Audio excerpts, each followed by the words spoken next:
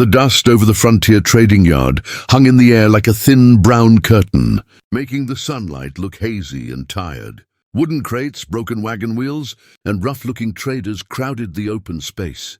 People gathered in a loose ring around the platform where a captive stood, her wrist tied loosely in front of her. Even with the rope, she looked untouchable, her posture straight, chin lifted, and eyes sharp enough to cut through the murmuring crowd. She wasn't trembling or pleading. She was furious in a way that made everyone step just a little farther back. Cole Maddox pushed through the ring of onlookers with long, steady strides. His boots kicked up dust, and every creak of his leather gear made people glance at him. Cole didn't like scenes like this.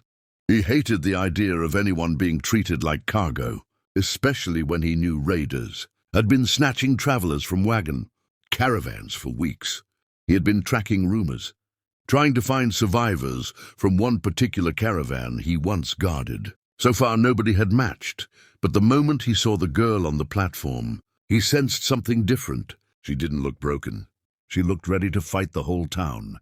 The auctioneer shouted half-heartedly, calling for bids. Most people weren't interested. A few tossed coins simply because they were bored. Cole stepped forward and laid $3 on the table, more than enough for the seller, who clearly just wanted quick money. The crowd murmured at the small amount. The auctioneer shrugged and waved the deal through. Cole approached the captive carefully, drawing a small knife to cut her rope. But before the blade even touched the knot, she yanked her hands back and glared at him with wildfire in her eyes. "I'd rather die than be owned," she spat, not meaning literal harm, just fierce defiance. Cole lifted his hands slowly. "Good thing I'm not here to own you," he said. "I'm trying to get you out of here." She stared at him like she was trying to read the truth off his face. Her breath was tight, her muscles tense, ready to break the rope herself if she had to. Cole didn't blame her. In a place where danger hid behind every deal, trust couldn't be handed out freely. "Believe me or don't," Cole said gently, "but I'm not your enemy." For the first time, her rigid stance shifted, only slightly, but enough to show she'd heard him. The rope loosened. The crowd faded behind them, and for a brief moment, the dusty yard grew still, as if waiting to see what she would choose next.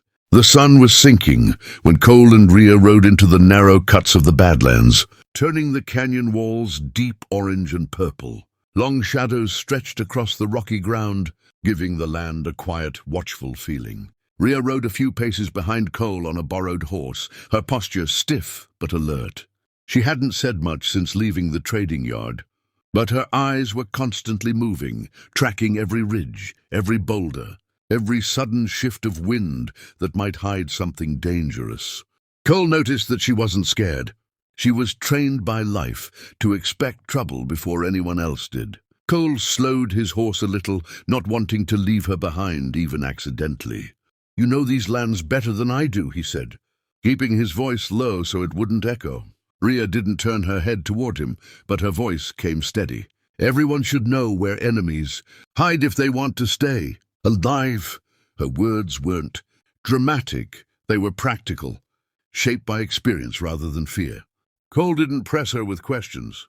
He had learned long ago that people who had survived hard things opened up only when they chose to.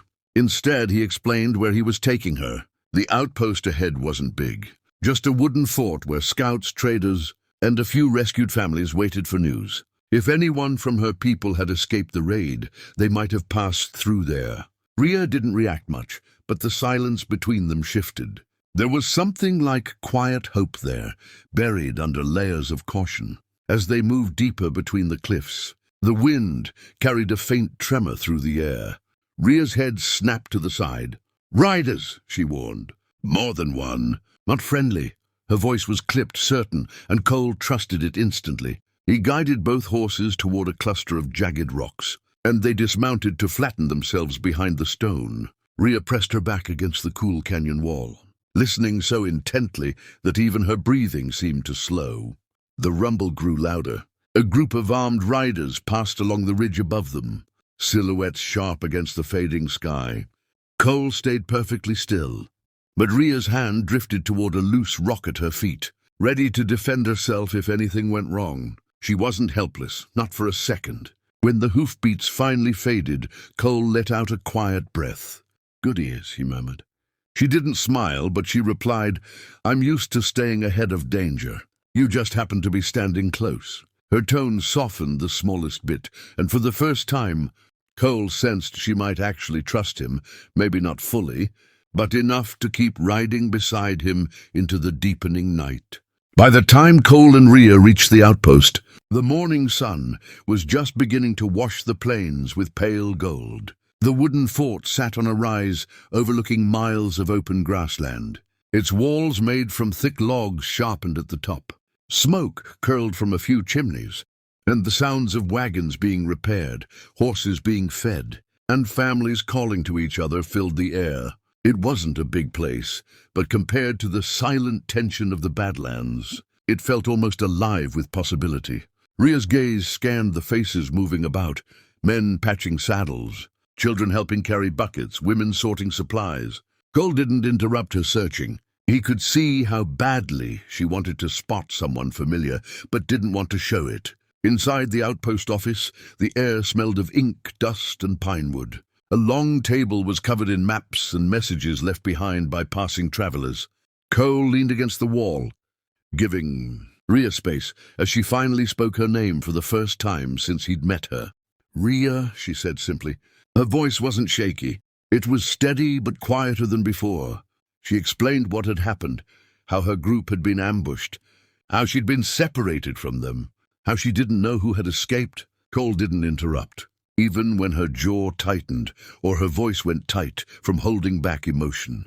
He knew the strength it took for someone like her to say even this much. Before he could respond, a woman sorting papers nearby turned sharply. "Rhea?" she asked. "Your people were here." Rhea froze in place, the air catching in her throat. The woman continued, 2 days ago. They were moving fast, heading east. They left a note in case anyone from their group came this way. Rhea stepped forward like she wasn't sure if she should hope or prepare to be disappointed again. The woman handed her a folded slip of paper. Rhea held it for a moment, staring at it as though it might disappear if she blinked, then opened it carefully. Her eyes moved rapidly over the words. Relief flickered across her face, not loud, not dramatic, but real, deep, and warm enough to break the cold wall she had been holding around herself. Cole turned away slightly, letting her have that moment. He wasn't the reason she was safe. He had only helped her get to the next step. When Rhea finally looked up, her expression was different, lighter, but also grateful in a way she didn't express with big gestures. "I misjudged you," she admitted quietly.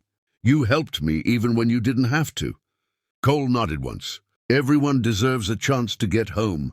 For the first time since he'd met her, Rhea allowed herself a small, genuine breath of relief. The journey wasn't over, but she was no longer facing it alone.